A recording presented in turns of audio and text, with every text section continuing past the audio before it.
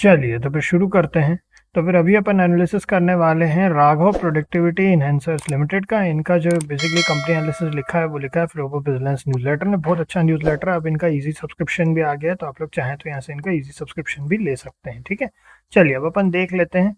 तो ये जो कंपनी है एक India based company of course है ना, तो एनएससी में ही है, तो इंडिया बेस्ड कंपनी है। ये बेसिकली क्या है, एक मैन्युफैक्चरिंग और ट्रेडिंग करती है rhyming mass and quartz related products का, जिसमें कि रिफैक्टरी मटेरियल्स हो गया यूज स्टील इंडस्ट्री में। तो ये कंपनी क्या है, sells products under the brand name Raghav, cater to both domestic and international market. अच्छा, डोमेस्टिक एंड इंटरनेशनल दोनों मार्केट में बिकती है। Supply of large capacity plants across India and over 35 countries globally. Okay, nice.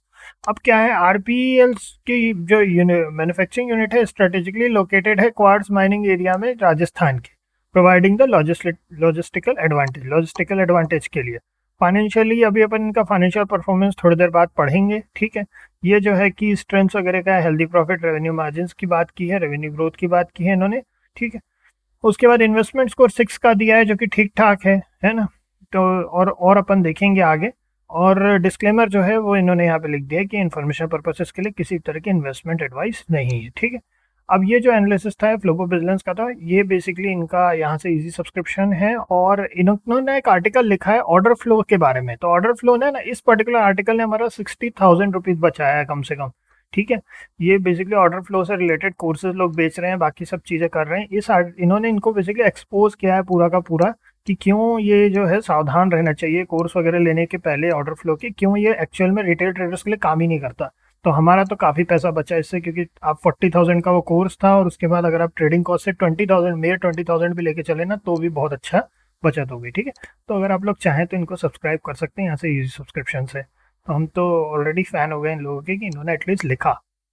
हम इनके पुराने सब्सक्राइबर हैं, but overall अच्छा रहा। ठीक है, 5 साल वाला हमने ले रखा है इनका रिसर्च प्रो का, यहाँ से दिखा सकते हैं। ठीक है, आप लोग चाहें तो आप लोग भी अपने हिसाब से ले सकते हैं। चलिए अब अपन शुरू करते हैं इनकी बुक्स को देखना। तो 610 रुपीज़ का भी चल रहा है, 0.44% का यहाँ पे अपसाइड है। अगर अपन क्वार्टरली रिजल्ट्स की बात करें तो 9.81 करोड़ का यहाँ पे प्रॉफिट दिखा रहा है, उसके बदले 8.75 करोड़, उसके बदले 8.29 करोड़। तो एक जो है बेसिकली स्टेबल प्रॉफिट्स हैं कंपनी के। ईयर ऑन ईयर बेसिस पे परफॉर्मेंस देखें, 26 करोड़, 25 करोड़, 18 करोड़, 9 करोड़। तो ओवरऑल बढ़ भी रहा है। डिविडेंड पे आउट भी अच्छा खासा बढ़ा है, 26 करोड़ का जैसे ही प्रॉफिट हुआ डिविडेंड पे आउट 80% का डिविडेंड पे आउट किया है। ठीक है, कैश फ्लो की बात करें तो overall net positive cash flow 2 crore का, हाईएस्ट पॉजिटिव कैश फ्लो जो आ रहा है ऑपरेटिंग एक्टिविटी से आ रहा है 21 करोड़ का, highest negative cash flow 15 crore का इन्वेस्टिंग एक्टिविटी से आ रहा है। ठीक है, चलिए अब आ जाते हैं अपन शेयर होल्डिंग पैटर्न पे। शेयर होल्डिंग पैटर्न की बात करें तो 62.92% की प्रमोटर होल्डिंग है, एफआईएस की होल्डिंग है 0.18% की, डीआईएस की होल्डिंग कुछ भी नहीं है, और पब्लिक होल्डिंग जो है 36.91% की है। ठीक है, और होल्डिंग जो है यहाँ पे कम की है मार्च 2022 के बाद से 69 से 62% कर दिया है। तो ये थोड़ा सा एक इंटरेस्टिंग बात है, बट ओवरऑल ठीक ठाक होल्डिंग है। ठीक है, अगर अपन देखें तो प्रॉफिट्स वगैरह भी ठीक है, कंपनी के फाइनेंसेस वगैरह भी ठीक है। एक बड़ा सा ऑर्डर ब्लॉक रेजिस्टेंस यहाँ पे अपने को दिख रहा है। अगर अपन थोड़ा सा केयरफुल रहें, हम पर्सनली काफ़ी दूर से हमारा एक्चुअली में क्या है कि इसमें अभी तो सब कुछ ठीक है कंपनी में, बट थोड़ा सा केयरफुल रहने वाला है ऑर्डर ब्लॉक रेजिस्टेंस से। तो 700 के बाद ही कोई भी व्यू बनाएंगे हम, एटलीस्ट 700 के बाद ही, काफ़ी दूर के बाद व्यू बना रहे हैं।